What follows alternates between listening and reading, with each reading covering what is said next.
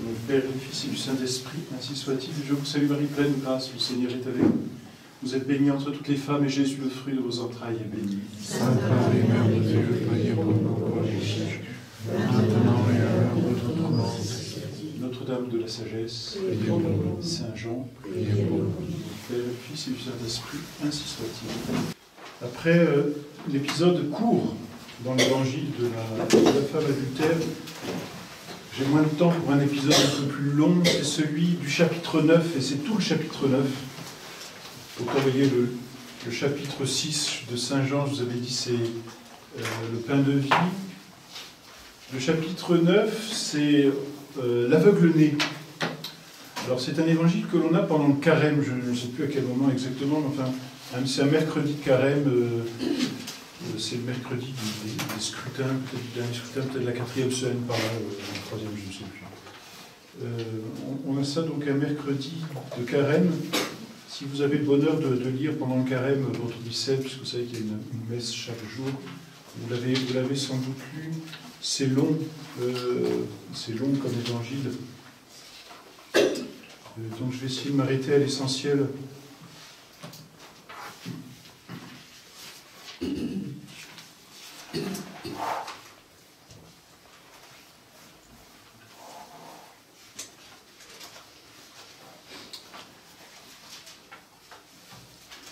On est après la fête des tabernacles.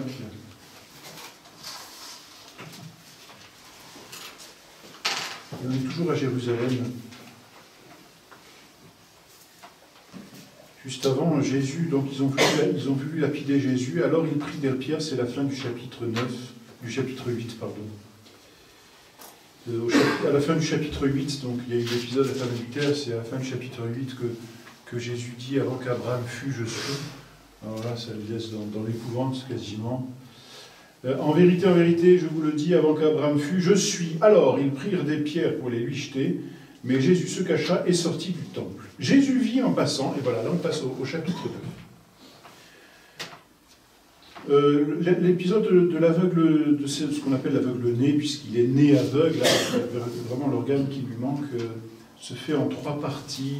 Il y a la première partie, c'est assez drôle d'ailleurs, cet épisode-là. Il y a la première partie où l'aveugle rencontre Jésus. Il y a la deuxième partie où l'aveugle est seul et Jésus a disparu.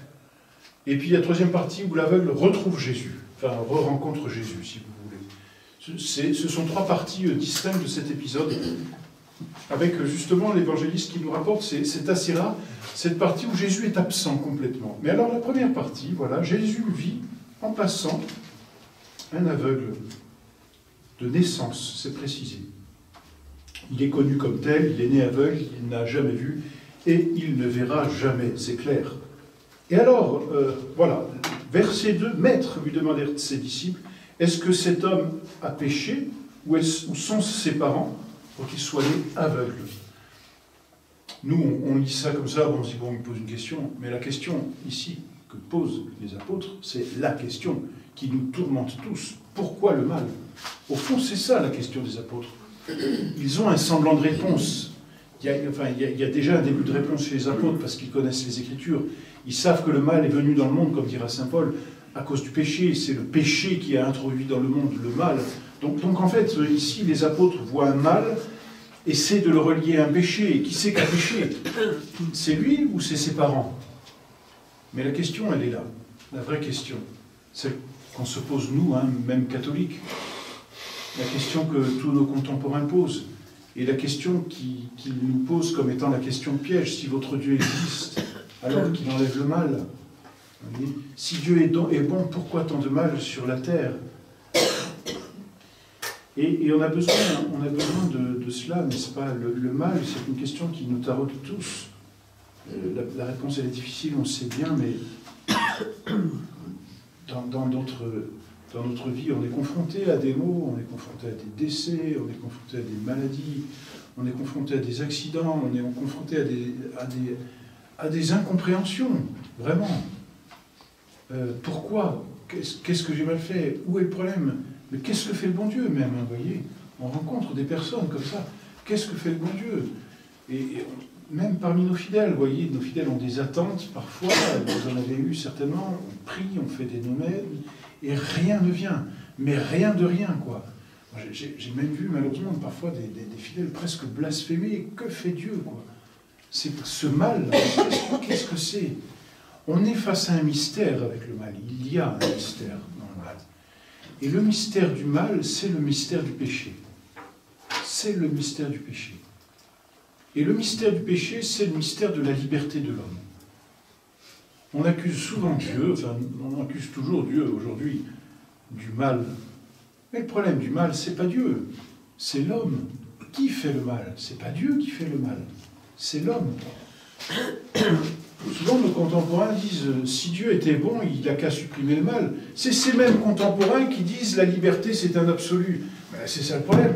Alors, ou Dieu laisse le mal parce qu'il nous laisse la liberté de faire le mal, ou alors Dieu supprime le mal, mais dans ce cas, il supprime la liberté. Alors, qu'est-ce qu'on dit? Vive la liberté ou abat le mal? Mais ça va ensemble.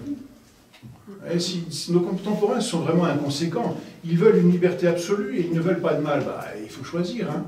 Ou alors le bon Dieu vous enlève toute liberté, on redevient comme des animaux, il n'y a plus de mal, hein, c'est gentil. Enfin, il ne se passe plus rien, il n'y a plus de vie surnaturelle. Ou le bon Dieu nous laisse la liberté, et là on aura toujours cette possibilité, il y aura toujours du mal sur la terre, quoi. Là, il y a un mystère.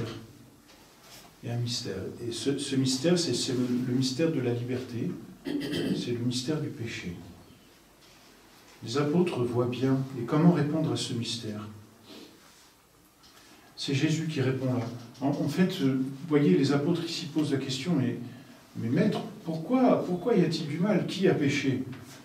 Qui a péché? Le premier, c'est Adam et Ève. Hein, donc le mal, c'est notre vie depuis Adam et Ève. C'est une conséquence du péché originel. C'est une conséquence du péché originel. Il y a des maux qui ne sont pas la conséquence de nos péchés, forcément. C'est comme ça. Qu'est-ce que j'ai fait? Mais pas forcément quelque chose. Et ce n'est pas forcément la conséquence. Il y a des mots que le bon Dieu permet pour un plus grand bien.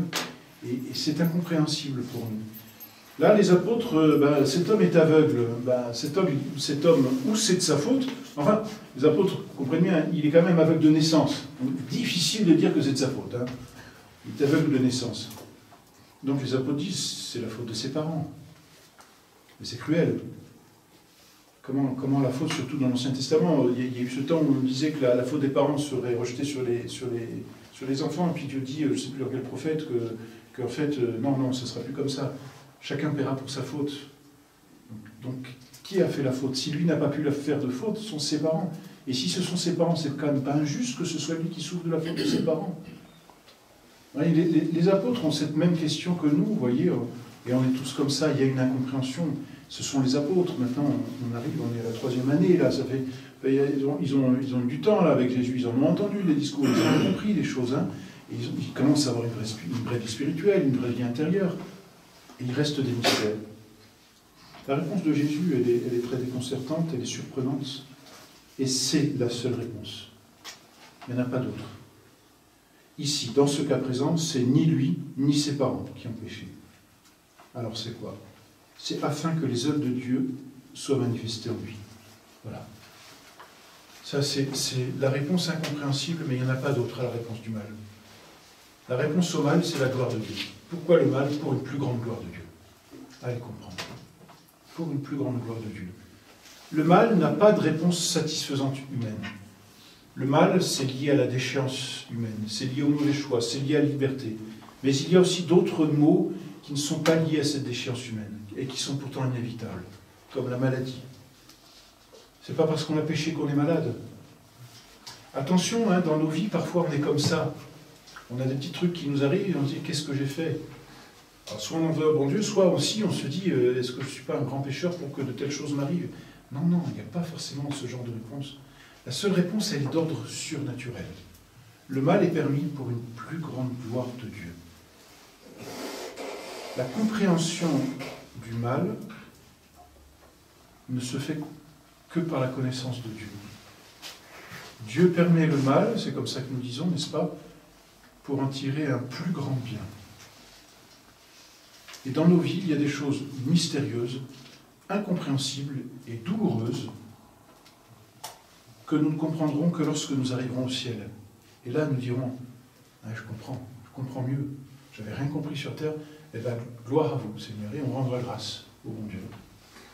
Et sur terre, on n'arrive pas, parce que on est obsédé par ce petit côté qui fait qu'on est obnubilé par le mal et qu'on n'arrive pas à voir plus large. Vous voyez, comme notre Seigneur passe son temps à éclairer. La seule lumière, j'ai passé ce discours, il y en avait un avant, il y en avait un encore avant, la seule lumière, c'est Jésus-Christ. Et le mal qui est ténèbres ne peut être compris qu'à la lumière de Jésus-Christ. Jésus est la lumière et sur la terre, il passe son temps à éclairer, à nous éclairer. Ce n'est pas la lumière de Dieu que l'on pénètre le mystère du mal. En dehors, ce sont les ténèbres. Et vous savez, même avec notre intelligence, on peut comprendre beaucoup de choses. On peut se croire, se dire intelligent, parfois en toute vérité, pour certaines choses. Mais en réalité, celui qui est le plus intelligent, c'est celui qui est la lumière de Dieu. C'est lui le plus intelligent.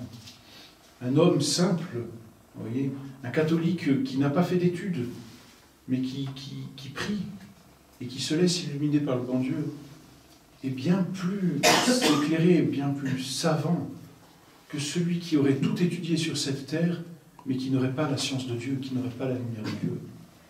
Et ça, nous devons nous le dire. Nous sommes bien plus savants par les lumières de Dieu, par les lumières de notre prière, c'est-à-dire par l'esprit de foi avec lequel nous vivons, que par toutes les lumières de l'intelligence.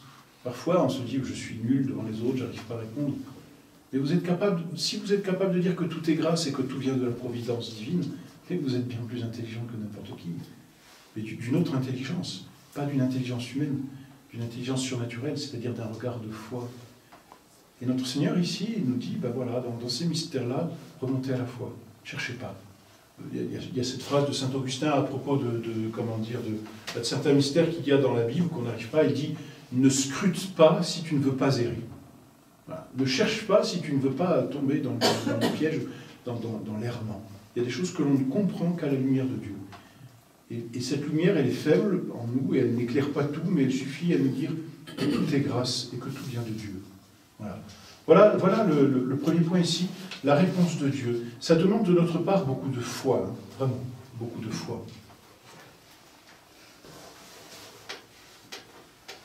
Je ne sais pas si l'aveugle a entendu cette discussion, parce qu'ils en ont parlé quand ils l'ont vu, donc il devait être assez proche de l'aveugle. Et puis, j'ose croire que les apôtres ne devaient pas être si discrets que ça. Hein. Bon, alors peut-être qu'il a entendu cette réponse, ni lui ni ses parents n'ont péché, donc ça l'a peut-être rassuré. Mais c'est afin que les œuvres de Dieu soient manifestées en lui. Et là, il se dit, bon, bah, à quoi je sers? À quoi je sers? À manifester les œuvres de Dieu. Bon, et puis notre Seigneur ajoute, hein, il faut, tandis qu'il est jour, que nous fassions les œuvres de celui qui m'a envoyé. La nuit vient où personne ne peut travailler. Pendant que je suis dans le monde, je suis la lumière du monde. Voilà, c'est ça la réponse. Je suis la lumière du monde. Vous ne comprenez pas quelque chose? Mon Dieu, je ne comprends pas, mais c'est vous ma lumière, et ça me suffit. Je suis en vous, je suis avec vous, je veux voir par vous, ça me suffit. Tout est grâce. Et ensuite, donc, Jésus fait le miracle. Il a répondu à la question, et maintenant, il va dire, ben voilà, le mal va servir la gloire de Dieu. Ayant ainsi parlé, c'est le verset 6, il cracha à terre. Alors là, c'est drôle, vous voyez, je vous parlais du miracle de Cana. Jésus n'a prononcé aucune parole, il a eu juste la volonté de transformer de l'eau en vin. Ça s'est fait comme ça, là.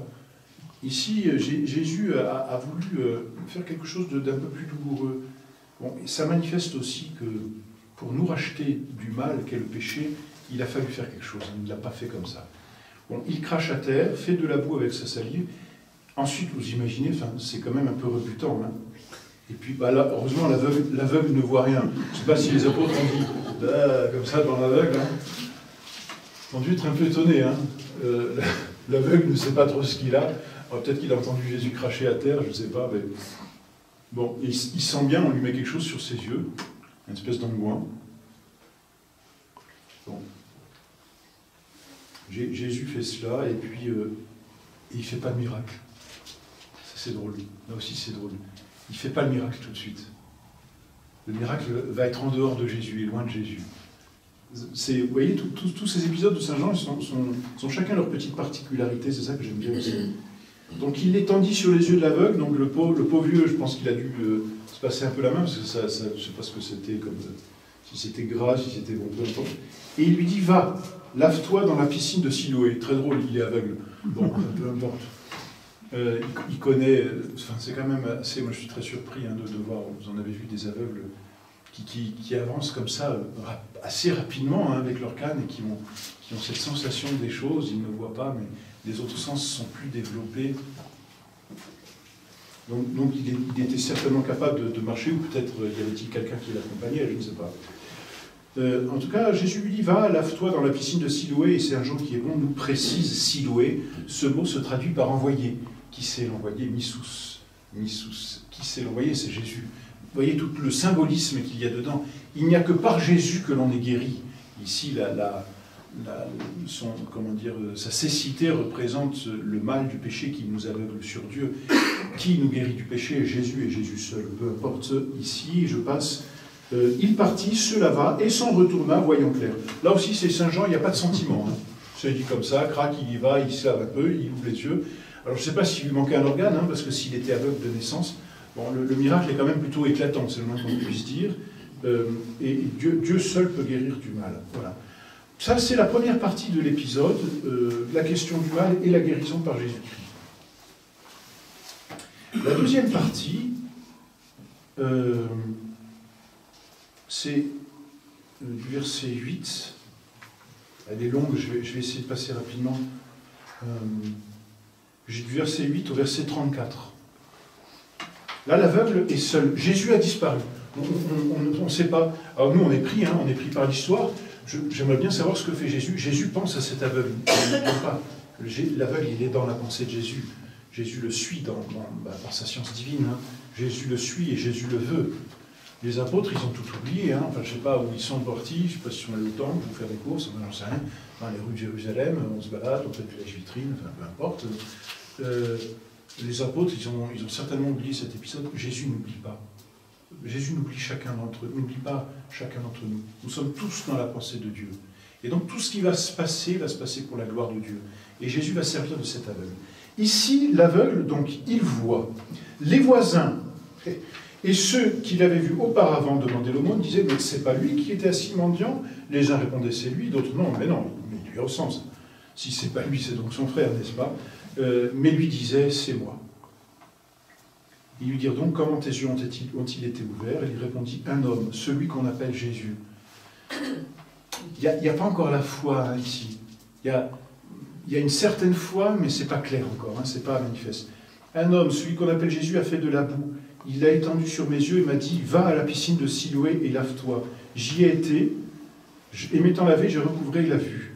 « Où est cet homme ?» lui dit-il. Il répondit « Je ne sais pas. » C'est drôle, hein. Il est guéri et il ne connaît pas cet homme, il ne l'a jamais vu. Il ne peut pas le décrire, il ne l'a pas vu. Il l'a entendu, mais il ne l'a pas vu, il était aveugle, n'est-ce pas? Et donc il ne peut pas le reconnaître, il ne sait pas qui c'est, et donc il ne sait pas où il est. On dit qu'il s'appelle Jésus. Au passage, notez, je ne l'ai pas dit, mais il l'envoie à la piscine de Siloé. Il aurait pu dire, bon, c'est gentil, mais tu ne peux pas faire un miracle comme tu as fait avec les autres. Nous, on attend souvent des choses. Et en fait, le bon Dieu passe par l'ordinaire pour nous donner des grâces. Passe par ces petits commandements. Ça paraît des riens, et c'est à travers ces petits riens que Jésus sanctifie. Bon, alors c'est là où les voisins sont quand même pas sympas, parce qu'ils l'ont emmené vers les pharisiens. C'est vraiment pas sympa. Je pense que lui s'en serait bien passé aussi de cet épisode. Donc, ils menèrent aux pharisiens celui qui était aveugle. Bah, on s'est attroupé, hein, qu'est-ce que vous voulez? C'est comme ça. Je ne sais pas si vous avez déjà vu, mais les enfants, quand il y a une bagarre, il y a une réplique de bagarre, il y a un petit attroupement qui se fait, et puis dès qu'il y a quelque chose d'extraordinaire, il y a du monde, quoi. Donc là, il y a quelque chose d'extraordinaire. Tout comme c'est toi, t'es sûr que c'est toi? Tu vois? Oui, c'est moi. Bah, attends, on va voir les pharisiens. On va voir les pharisiens. C'était un jour de sabbat que Jésus avait fait ainsi de la boue et ouvert les yeux de l'aveugle. Ici encore, et je passe un jour de sabbat, c'est souvent, hein, Jésus est un provocateur avec les pharisiens, hein, le jour du sabbat, on a le droit de rien faire. Et je reviens à ce que je vous disais à propos de la femme adultère. Elle aurait dû être lapidée. Bien sûr, le sabbat, c'est une loi divine ici, ne rien faire. Mais il y a l'esprit de la loi. La loi ne rien faire, certes, mais faire la charité, oui, quand même. Même le jour du sabbat, on a le droit et on doit faire la charité, vous voyez. Ça, c'est la leçon que donne Jésus. Le sabbat, c'est le jour qui est donné pour Dieu. Qu'est-ce qu'on donne à Dieu? Notre amour. Et qu'est-ce que l'amour de Dieu? La charité. Il n'y a pas et il n'y a jamais d'interdiction. Jamais. Et en aucun cas, il ne peut y avoir d'interdiction à la charité. Ce n'est pas possible. Parce que la charité, c'est la loi suprême. Elle est au-dessus de toutes les lois. Et c'est ça que Jésus explique à chaque fois qu'il fait ses miracles le jour du sabbat. La loi du sabbat, c'est la loi de la charité, c'est la loi de l'amour. Elle est au-dessus de toutes les lois. Et c'est ce que rappelle ici Jésus. Je le dis en passant parce qu'on n'a pas le temps. Mais voilà. Donc c'est un jour de sabbat que Jésus fait ce miracle. À leur tour, les pharisiens lui demandèrent comment il avait recouvré la vie. Il leur dit, bon, vous voyez, et il raconte. Et alors les pharisiens lui disent, cet homme n'est pas un envoyé de Dieu, parce qu'il n'observe pas le sabbat. Le pauvre aveugle, je pense qu'il est fier. Hein. On fait un miracle sur lui, vous imaginez. Moi, j'ai jamais fait de miracle et j'ai jamais reçu de miracle. Donc, mais avant, vous imaginez, vous recevez un miracle, on est fier, quoi. Hein. Alors on dit, vous savez pas ce qui m'est arrivé. J'étais malade et j'ai guéri du jour au lendemain, sans rien. C'est le bon Dieu, quoi. Et alors on a dit, c'est vraiment un miracle de Dieu. Enfin, si j'ai quand même obtenu des grâces, merci mon Dieu, et on est content de dire, vous savez, j'ai obtenu cette grâce, c'est bon Dieu. L'aveugle, il rayonne ici, il rayonne de Dieu. Vous ne savez pas ce qui m'est arrivé. Et il le dit aux pharisiens, puis en toute bonne foi, puis avec beaucoup de joie. Imaginez, il ne voyait rien, il voit tout, il découvre les couleurs, il découvre ce que c'est qu'un homme, il dit, ah, c'est comme ça un homme, tiens, enchanté, enfin, vous voyez, il découvre tout. Et alors, il est content, il dit, vous savez ce qui m'est arrivé? Il a pris de la boue, il m'a dit, va à la piscine, j'y suis allé, je me suis lavé, et je vois. Et alors, il se dit, tout le monde va être aussi enthousiaste que moi. Et là, il se prend un mur. Hein. Les pharisiens, d'un coup, cet homme n'est pas un envoyé de Dieu. Il n'observe pas le sabbat. Autrement dit, c'est un pécheur. Et d'ailleurs, d'autres disaient, comment un pécheur peut-il faire de tels prodiges? Et la division était entre eux. Ils dirent donc de nouveau à l'aveugle, et toi, que dis-tu de lui, de ce qui t'a ouvert les yeux? Il ne sait pas encore que c'est Jésus, enfin il sait qu'il s'appelle Jésus, mais il n'a pas encore la connaissance de Jésus, sa foi n'est pas parfaite. Il dit c'est un prophète, ça veut dire c'est un envoyé de Dieu. Bon, alors on le chasse. Et qu'est-ce qu'on fait? On va chercher ses parents. Pauvre vieux. C'est vraiment la sale histoire. Hein. Il est tout content de retrouver la vue, il s'en prend plein de la part des pharisiens, et non seulement lui, mais aussi ses parents. Ça a dû l'attrister profondément. On va chercher les parents. Je passe cet épisode, j'aime bien, mais les parents ont une grande crainte. Hein. Bon, les pharisiens étaient craints, c'est normal. Donc les parents, écoutez, il est majeur, il a 18 ans, il est vacciné, interrogez-le, il est capable de vous répondre. Nous, on sait que c'est notre fils et on sait qu'il était aveugle. Maintenant, on a bien constaté qu'il voit. Comment ça s'est fait? Avec qui? Ça, je vous laisse voir avec eux. Hein. Ils avaient peur d'être chassés des synagogues. Bon, alors qu'est-ce qu'on fait? On fait revenir l'aveugle, quoi. Deuxième passage chez les pharisiens. Non mais vous imaginez, ça c'est nous dans notre vie. De temps en temps, on a envie de dire, oh mon Dieu, là vous êtes un peu vache de me laisser comme ça, un peu sans aide. Le bon Dieu, Jésus n'est pas là. Hein. Jésus n'est pas là. La femme adultère, Jésus est resté, il s'est retrouvé seul avec elle. Jésus guérit l'aveugle et il lui dit, allez, débrouille-toi, tout seul. Hein, c'est ta période d'essai. Alors, pauvre aveugle, il se retrouve seul. Et là, le pharisien lui dit, allez, reviens. Donc, on le fait revenir devant les pharisiens. Pas drôle, hein, vous savez, quand vous avez le supérieur ou le patron qui vous dit, tiens, vous pouvez passer me voir dans mon bureau. On n'est jamais fiers. Hein, même encore maintenant, moi, quand le prieur me dit, tiens, vous pouvez venir me voir dans mon bureau, je dis, tiens, qu'est-ce que je peux faire? C'est juste là pour un papier. Ah oui, bon. Et puis le carrelage plutôt vert ou rouge? Ah bon. On était en train de faire l'examen de conscience, qu'est-ce que j'ai encore fait? Non, c'était pour une couleur de garage, je m'en fous. Voilà. Et là, les pharisiens lui disent, tu viens, et bon, ben lui, il sait pourquoi, il l'interroge. Donc, c'est verset 24, je passe. Hein. Les pharisiens firent venir une seconde fois l'homme qui avait été aveugle et lui dirent, rends gloire à Dieu. C'est vraiment des pharisiens, c'est des hypocrites. Rends gloire à Dieu, 2 points, enfin ici c'est point d'exclamation, et la suite, nous savons que cet homme est un pécheur. C'est-à-dire, rends gloire à Dieu et accuse cet homme d'être un pécheur. Waouh, c'est quand même fort. Hein. C'est quand même fort. Parce que c'est les pharisiens, ils ont autorité. Donc ils lui disent rends gloire à Dieu, et le type il ne va pas dire non, moi je refuse de rendre gloire à Dieu. rend gloire à Dieu en disant que cet homme est un pécheur. Ils sont malins. Celui-ci répondit, s'il est un pécheur, je l'ignore. C'est quand même très beau, il ne tombe pas dans le piège, vous voyez. S'il est un pécheur, je l'ignore. Je sais seulement que j'étais aveugle et qu'à présent je vois. Ils lui dirent, qu'est-ce qu'il t'a fait? Comment t'a-t-il ouvert les yeux? C'est quand même, je veux dire, il ne s'est pas passé grand-chose, hein. C'est quand même la 3e fois qu'il le demande. Hein. Notre Seigneur, l'aveugle ici ne diffame pas notre Seigneur, il ne fait pas de jugement ténéraire. Il loue Dieu. Je vous l'ai déjà dit. Voyez, et voilà ce que dit, et ça j'aime bien cette phrase, c'est le verset 27. Je vous l'ai déjà dit et vous ne m'avez pas écouté. Vous voyez comment sa foi l'engage quand même. Hein. On voit cet homme, il est travaillé par la grâce de Dieu. Il s'engage de plus en plus. Quelle fermeté, quelle force. Donc c'est les pharisiens, ils ne sont pas drôles, hein, on sait bien. Je vous l'ai dit et vous ne l'avez pas écouté. Donc là, il les accuse, eux. Il n'a pas accusé Jésus, il ne peut pas. Mais il dit, vous ne m'avez pas écouté. Pourquoi voulez-vous entendre encore ce récit? Et il ajoute, j'aime bien cette phrase, est-ce que vous aussi, c'est le vous aussi qui est important, mais est-ce que vous aussi vous voulez devenir ses disciples?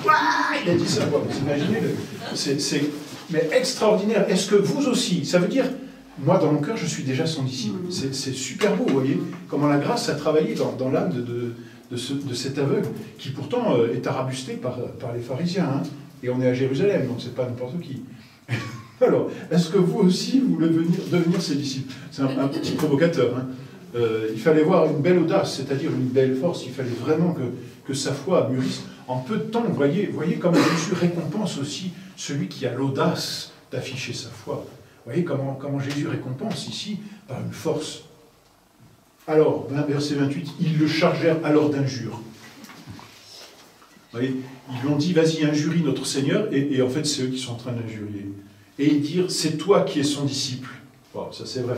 Pour nous, nous sommes disciples de Moïse. Là, bon, c'est pas une honte d'être disciple de Moïse, bien évidemment, mais ici, on veut dire, quelle honte. Il y a plus que Moïse ici. Ils sont pas capables de suivre. Et ils ajoutent, nous savons que Dieu a parlé à Moïse, mais celui-ci, nous savons d'où il est. Et cet homme leur répondit. Quelle audace, hein. Ça aurait pu s'arrêter là. Et il dit, il est étonnant que vous ne sachiez pas d'où il est. Donc il les accuse maintenant, hein. Ça s'est retourné contre eux. Et cependant, il m'a ouvert les yeux. Et il ajoute, hein, cet homme-là, vous voyez la foi comme elle progresse. Nous savons que Dieu n'exauce point les pécheurs. Mais si quelqu'un l'honore et fait sa volonté, c'est celui-là qui l'exauce. Jamais on n'a ouï dire que quelqu'un ait ouvert les yeux d'un aveugle-né. Si cet homme n'était pas de Dieu, il ne pourrait rien faire. Waouh! Là, il y a quasiment une foi. Alors, il dit c'est un homme de Dieu. Il ne peut pas dire encore c'est Dieu. Mais c'est extraordinaire le travail qui s'est passé dans son âme. Et alors, réponse, tu es né dans le péché. Voyez, on revient au début. Tu étais aveugle parce que tu étais pécheur. Tu es né dans le péché et tu nous fais la leçon. Et ils le chassèrent. Donc, chasser ici, c'est excommunication, interdiction d'entrer dans la synagogue. Ça nous rappelle aussi un peu d'autres situations. Hein. Monseigneur Lefebvre, ce qu'il a eu à souffrir des autorités romaines, hein, c'est quasiment cela. Interdiction maintenant d'église, interdiction de beaucoup de choses. Et puis, je pense, pour la plupart d'entre vous, vous êtes assez âgés pour savoir tout ce qu'il a fallu souffrir de notre fidélité à Dieu. Voyez. Et alors, il la souffre, cette excommunication, il la souffre. Et alors, c'est là, Jésus revient sur scène. Il reste 2 minutes. Alors, Jésus revient sur scène. C'est très beau parce que Jésus n'abandonne personne. Il l'a laissé un peu seul, enfin, pas seul, il a travaillé dans son âme, mais c'était imperceptible. Et cet aveugle ne savait pas que Dieu travaillait dans son âme. Il s'est laissé faire, il a été docile à l'inspiration du Saint-Esprit. Jésus récompense toujours ceux qui ont la foi en lui. Vous savez, on dit Saint Jean est l'apôtre de l'amour, enfin on le dit et c'est vrai, hein, c'est à toutes les pages, mais il y a une chose qui est à toutes les pages, c'est la foi. Vraiment, il y a le verbe crédere dans l'évangile de Saint Jean qui est à toutes les pages. Jésus apprit qu'il l'avait ainsi chassé, et l'ayant rencontré, ça maintenant c'est Jésus qui agit, il va au-devant de cet homme. Il provoque la rencontre. Il lui dit, crois-tu au Fils de l'homme? Donc ici le Fils de l'homme c'est selon l'Écriture, donc c'est le Messie, celui qui doit naître, le Fils de Dieu. Il répondit, qui est-il Seigneur afin que je croie en lui? Donc il ne dit pas je ne crois pas, il dit pas je crois, mais je veux croire. Mais pour croire, il faut que je sache qui c'est. Elle est très belle, sa réponse. Qui est-il Seigneur afin que je croie en lui? Et Jésus lui dit, tu l'as vu. tu l'as vu. Il était aveugle, hein, tu l'as vu. C'est beau, hein. Et celui qui te parle, c'est lui-même. Jésus lui dit, c'est moi, quoi. Ego sum, tu l'as vu. Et alors, réponse, je crois, credo. Je crois, Seigneur, dit-il. Et se jetant à ses pieds, il l'adora. Voilà. Et ça se finit comme ça, non. Ça se finit pas comme ça. Enfin, pour lui, ça se finit comme ça, dans un acte d'adoration. Voilà, un disciple, un beau disciple. Alors Jésus dit, je suis venu dans ce monde pour un jugement, afin que ceux qui ne voient pas voient, et que ceux qui voient deviennent aveugles. Waouh. Et quelques pharisiens, c'est la fin du chapitre, quelques pharisiens qui étaient avec lui, ayant entendu ces paroles, lui dire, sommes-nous, nous aussi, des aveugles, ces pharisiens? Ils ont compris, hein. Jésus leur répondit, si vous étiez des aveugles, vous n'auriez point de péché. Maintenant, vous dites, nous voyons, votre péché demeure. Demeure, d'ailleurs, encore demeure, oui. C'est chez Saint Jean. La leçon, il y a plusieurs leçons, je vais très vite. Parce que c'est là. La première leçon, c'est celle du péché. Voyez avec la foi. En fait, c'est même la leçon. Il y a deux sortes d'aveugles. Il y a les aveugles matériels, c'est-à-dire ceux qui ne voient pas de façon sensible. Et puis, il y a ceux qui sont aveugles dans leur âme. Dieu nous préserve de cette cécité. Elle est un don de Dieu. La lumière de Dieu est un don de Dieu. Mais quand Dieu nous donne la lumière, il faut regarder avec. Il ne suffit pas de dire j'ai la foi, encore une fois, mais la foi est une lumière dans notre âme. Apprenons à voir toutes choses en Dieu. Sainte Thérèse d'Avila, de l'Enfant Jésus, disait tout est grâce. Quand elle disait cela, elle disait que tout vient de Dieu, et tout ce qui vient de Dieu est une grâce. Tout est grâce. Et apprenons à dire en toutes choses Deo gratias. Apprenons à voir avec notre foi, c'est-à-dire à remonter en toutes choses à Dieu, même dans les choses les plus simples. La cécité de l'âme, c'est pas simplement l'absence de foi, c'est aussi le péché. Parce que c'est une leçon sur le mal, n'est-ce pas? On a commencé avec la question du mal. Il y a des maux physiques, la mort, la souffrance, la maladie, l'accident, bref. Et il y a un autre mal qui est plus grand, c'est le mal moral, ça s'appelle le péché. Et celui-ci aveugle l'âme. Et Dieu aussi nous préserve de nous laisser aveugler par nos péchés. Si vous étiez sans péché, vous verriez, dit notre Seigneur. Et le péché aveugle. Alors voilà, s'il y a bien une grâce ici à méditer et à demander, c'est celle de prendre l'habitude de voir avec la foi. Tout est grâce. Tout ce qui arrive dans notre vie est permis par le bon Dieu pour sa plus grande gloire. Et c'est une grâce dans notre vie. Et voilà, parfois on ne sait pas faire notre examen de conscience. Quand on ne voit pas de péché, apprenons à voir les grâces de Dieu et les lumières de Dieu dans nos journées. Il y en a eu toute la journée. Et cette semaine, je dirais, c'est facile. Vous avez des moments de prière, des instructions, vous pouvez lire l'Évangile, voilà, vous pouvez vous confesser, vous communier. Ce sont des grâces de Dieu. Ça ne nous est pas dû. C'est gratuit. Et pourquoi il nous donne? Parce qu'il nous aime. Voilà. La grâce de Dieu est un fruit de l'amour de Dieu. On dit tous les jours, nous ouvrons bien, Odie, si vocem eius audieritis, nolite obdura recorda vestra. Aujourd'hui, si vous entendez sa voix, c'est-à-dire si vous recevez une lumière, si vous recevez une grâce, ne fermez pas votre cœur. Au contraire, ouvrez-les. Dieu frappe sans cesse à la porte de notre âme. L'aveugle, là, Dieu a frappé à la porte de son âme, ça a fait une explosion. Une explosion de foi, une explosion de témoignage de Dieu. Vous voyez. Et Dieu l'a récompensé, il a dit, tu le vois. Là, tu le vois. Et se prosternant, il l'adora. Père, au Fils et au Saint-Esprit. Gloire soit au Père, au Fils et au Saint-Esprit.